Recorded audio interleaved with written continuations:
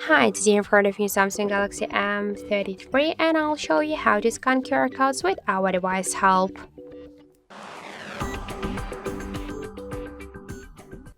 So just to do that, we should first open the notification panel shortcuts, and after that, somewhere here you should find the scan QR code icons.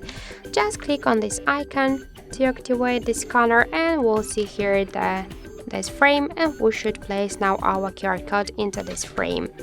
Just let's do it. Wait a second now, and we can see here the web browsers. This is the link for this QR code. So we can copy this link to send it for someone, for example, or we can open it this directly in the browser. So now we can check that this is the Wikipedia article. So that's it, that's how to scan QR codes with Samsung Galaxy device help. Thank you for watching, and if you find this video helpful, don't forget to leave a like, comment and to subscribe our channel.